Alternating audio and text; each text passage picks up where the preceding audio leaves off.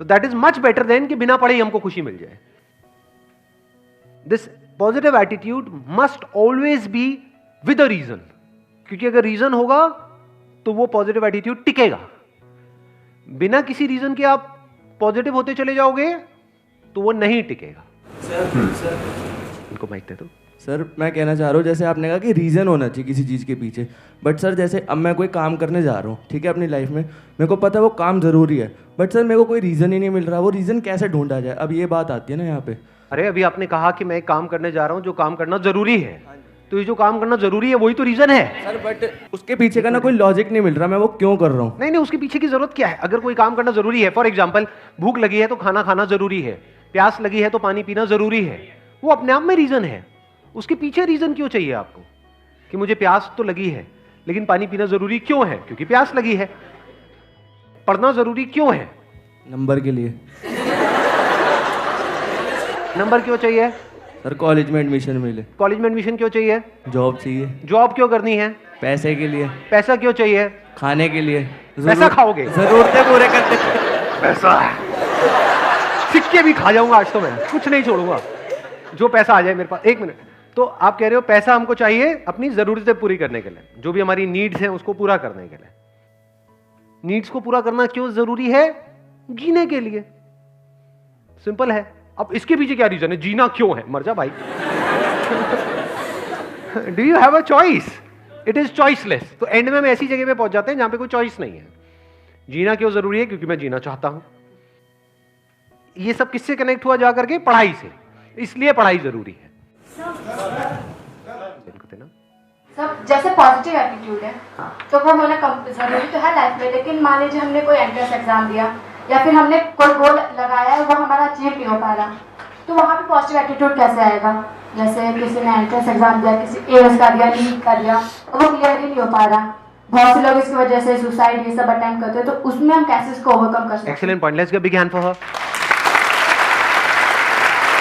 Please. बड़ा अच्छा point इन्होंने बोला है कि हम कोई एंट्रेंस क्रैक करने की कोशिश कर रहे हैं, तो वहां पे पॉजिटिव एटीट्यूड का मतलब क्या कि मेरा होगा. ये है पॉजिटिव एटीट्यूड. ध्यान से समझ लेना, ये थोड़ा सा अलग है इस दुनिया की सोच से. आपके घर वाले क्या समझते हैं पॉजिटिव एटीट्यूड का मतलब, अगर आपको कोई एंट्रेंस क्रैक करना है तो, कि बेटे पॉजिटिव सोच, तेरा होगा. क्या ये पॉजिटिव एटीट्यूड है? जा रहे होते हो किसी एंट्रेंस की तैयारी के लिए या एंट्रेंस एग्जाम देने के लिए, बिल्कुल ऐसा माहौल होता है घर में जैसे कोई जंग के लिए जा रहा है. तिलक करेंगे, ये करेंगे, वो करेंगे, जा विजयी भाव. ये सब किससे कनेक्टेड है कि आपका हो जाएगा? ये पॉजिटिव एटीट्यूड नहीं है, ये फूलिश एटीट्यूड है. क्यों है ऐसा? अभी थोड़ी देर पहले मैंने क्या कहा था कि positive attitude must be backed by a reason. It must be based upon your actions, not the results. अगर रिजल्ट्स के बेस पे आपका एटीट्यूड पॉजिटिव है तो उसको पॉजिटिव एटीट्यूड नहीं कहेंगे, उसको बेवकूफी कहेंगे. इसी वजह से लोग सुसाइड कर लेते हैं. इसी वजह से लाखों बच्चे डिप्रेशन में चले जाते हैं. कभी डीपली तो समझा ही नहीं पॉजिटिव एटीट्यूड का मतलब क्या. ना आपने ना आपके घर वालों ने. तो उन्होंने क्या आपके माइंड में डाल दिया, बेटा तेरा होगा, बेटा तेरा. शुभ शुभ बोल. जरा सा मुंह से भी निकल जाए ना कि मेरा नहीं हुआ तो, अरे नहीं बेटा तू क्यों नेगेटिव सोचता है, तू तो बहुत ही नेगेटिव है. नहीं, ऐसे ऐसे डायलॉग सुनने को नहीं मिलते हैं. शुभ शुभ बोल. होगा ना, होगा ना, होगा ना. माता रानी हमारे साथ है, ये भगवान हमारे साथ है, वो सारे भगवान सारे देवी देवता आपके साथ है, आप ही के साथ है, बाकी किसी के साथ नहीं है. है ना? सोचने वाली बात है. वैसे जो भगवान है वो आपके साथ है या बाकी भी जो दे रहे हैं उनके साथ है? क्योंकि अगर उनके साथ है तो आपका नहीं होगा, कुछ का ही होगा ना. तो किसके साथ है? सबके साथ है. तो सबका क्यों नहीं हो रहा? पहले इस एटीट्यूड में फ्लॉ देख लेते हैं कि इस एटीट्यूड में फ्लॉ क्या है, जिसको मैं कह रहा हूं ये पॉजिटिव नहीं है, फूलिश एटीट्यूड है. आपने रिजल्ट के बेस पे अपने एटीट्यूड को डिफाइन कर दिया. अगर बार बार अपने आप को बोलते रहोगे मेरा होगा, मेरा होगा, मेरा पक्का होगा, मेरा पक्का होगा, तो कुछ दिन तक अगर ये बोलते रहे ना, जैसे कुछ भी बकवास अगर आप बोलते रहोगे तो आपका माइंड उसको सच मान लेगा. तो आपको लगने लग जाएगा कि मेरा तो पक्का होगा. और अगर इसके बाद भी आपका नहीं हुआ तो क्या होगा? बहुत मजा आएगा या झटका लगेगा कि ये क्या हो गया? जितना स्ट्रांगली आपने मान रखा होगा कि मेरा होगा, जितना स्ट्रांगली उतना ही बड़ा झटका लगेगा। सही बात है या नहीं है? मतलब स्ट्रांगली मानने का मतलब क्या है? जितनी बड़ी एक्सपेक्टेशन उतना ही बड़ा झटका, जब वो एक्सपेक्टेशन पूरी नहीं होती उतना ही बड़े लेवल पे आपका दिल टूटेगा, उतना ही आपको बुरा लगेगा। अब यहां पे क्या किया जाए, क्योंकि जो होना है या नहीं होना है, क्या वो आपके हाथ में है? क्यों नहीं है आपके हाथ में? आप कहते रहे हो नो सर, क्यों नहीं है आपके हाथ में? जैसे कुछ चीजें हैं जो हमारे हाथ में है। फॉर एग्जाम्पल यहां पर एक बॉटल पड़ी है, इस बॉटल को मैंने उठाना है, क्या ये मेरे हाथ में है या नहीं है? कितना मेरे हाथ में है? मतलब इज इट 1%, 2%? 100%। गया, बॉटल को उठाया, काम खत्म हुआ। मैं कह रहा हूं एंट्रेंस में होना ना होना आपके हाथ में नहीं है। क्यों नहीं है? सीट लिमिटेड है, क्योंकि आप अकेले नहीं हो ना। सोचो इसी बॉटल को उठाने के पीछे कंपटीशन होता। यहां पर अभी मैंने अकेले ने उठाया, लेकिन मैं आपके बीच में कंपटीशन करा दूं। जो भी आकर के सबसे पहले इस बॉटल को उठाएगा और अगले 5 मिनट बाद भी जिसके हाथ में बॉटल होगी, उसको 1 लाख रुपए मिलेगा। बोतल तो बचेगी, आप नहीं बचोगे। बिल्कुल इसी तरह से होता है जब हम कंपटीशन में अपना जो एटीट्यूड है या अपनी जो पॉजिटिविटी है वो डिफाइन कर देते हैं according to the result. Positive attitude must be based upon your actions. Actions में क्या क्या आ गया? जो भी एक्शंस आपने पास्ट में लिए हैं या अभी प्रेजेंट में ले रहे हो या फ्यूचर में लेने वाले हो। It must not be based upon results. क्यों it must not be based upon results? क्योंकि एक्सपेक्टेशंस बहुत ज्यादा बढ़ जाती हैं, और जब वो एक्सपेक्टेशंस पूरी नहीं होती है तो नंबर 1 हम पूरी तरह से टूट जाते हैं। और जब एक्सपेक्टेशंस इतनी ज्यादा बढ़ जाती है तो उसकी वजह से डर भी उसी लेवल पे बढ़ जाता है, और ज्यादा डर डर करके आप किसी काम को करते हो तो आप नहीं कर पाते हो। लेकिन अगर आपके एक्शन 100% हो, जो भी सक्सेसफुल होने के लिए आपको जिस लेवल के एक्शंस लेने पड़ेंगे, एक्शंस अगर 100% हो, एक्सपेक्टेशन 0% हो, तब क्या चांसेस हैं आपके सक्सेसफुल होने के? ऑलमोस्ट 100%। इसलिए मैं कह रहा हूं कि attitude and positivity and this positive thinking, positive attitude must be based upon your actions.